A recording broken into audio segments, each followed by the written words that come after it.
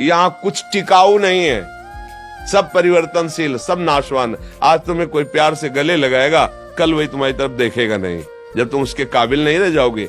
या नवम नवम, मन का क्या कार्य क्या है? नवम नवम, छोड़ो, अब नया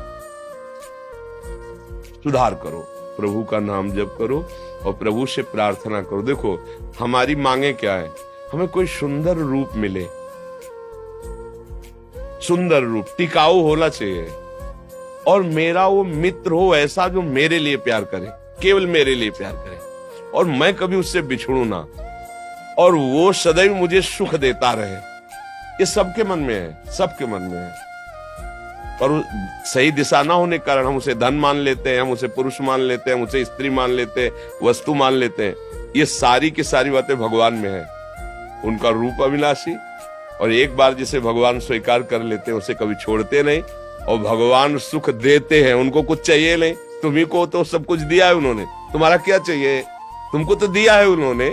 तो दियम वस्तु गोविंदन तुभ्यमेव समर्पय, बस इतनी बात है।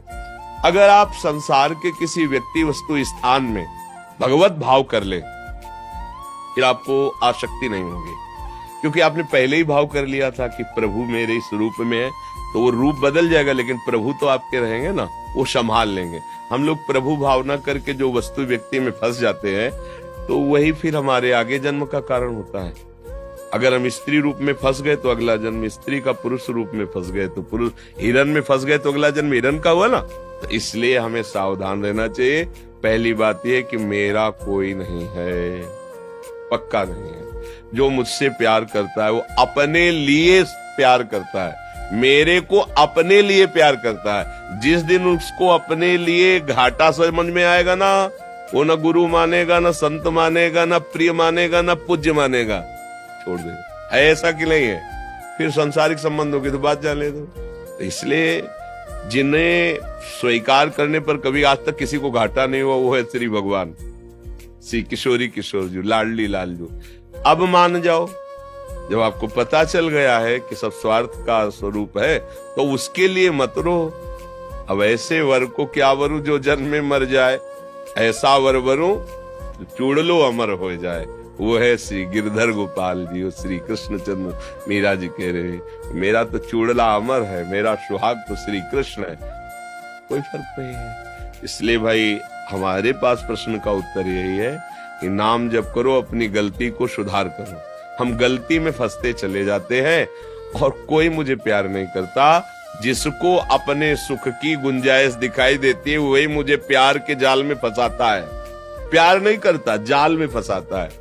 हम कई बार सत्संग में कहा है, हम छोटे थे तो बड़ी बहन के यहाँ गए, छुट्टियों में जैसे जाया जाता है ना, तो वो हमको लेके अपनी नंद के यहाँ गई, वहां ब्याह। तो वहां जब गए तो बड़ा मकान बना हुआ था, बढ़िया अच्छा। तो हम तो बच्चे ही थे, तो उसके जो पति थे वो एक कमरे में, सड़े से कमरे में पड़े थे। तो ऐसे से बुलाया, नजदीक गए। अब भगवान को हमको शिक्षा देनी थी, इसीलिए हमें सुना नहीं, हम बच्चे थे, हम कुछ कर भी नहीं सकते थे। उनका बच्चा अपनी पत्नी को संकेत, ये बहुत दुष्ट है। हमारी टाकीज के सामने दुकान थी, चाय समोसा ये सब चीजों की, मसाला पान की, बहुत भी। उसी के बल से हमने कई खंड का मकान खड़ा किया।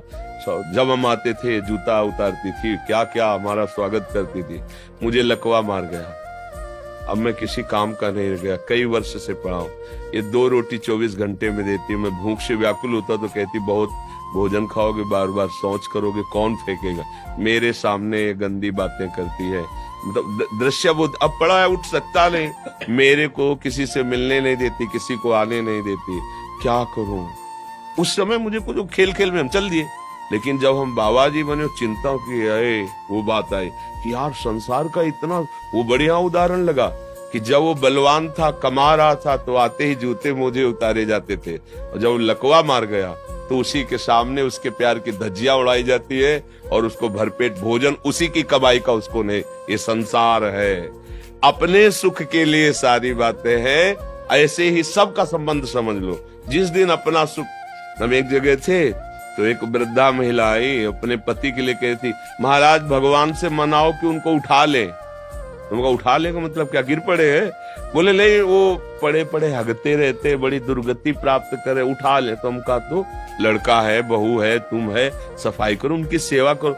बोले अब सब नहीं होता, बस आप इतनी कृपा करो, भगवान उठा ले। ये है संसार, ये है संसार। उसके काम के ले रहे तो भगवान उठा ले, काम के हो तो आए भगवान, कितने निर्दयी, तुमने क्यों ले लिया। ये संसार का स्वरूप है। तो आप समझो, थोड़ा विवेक को जागृत करो, मोह का नाश होगा। वो विवेक मोह भ्रम भागा, तभी भगवान से प्यार होगा, तभी तुम्हें विश्राम मिलेगा। ये भाग दौड़ तभी शांत होगी जब तुम्हारे प्यारे भगवान हो जाएंगे। महालक्ष्मी पति क्या चाहिए, रूपवान है, सब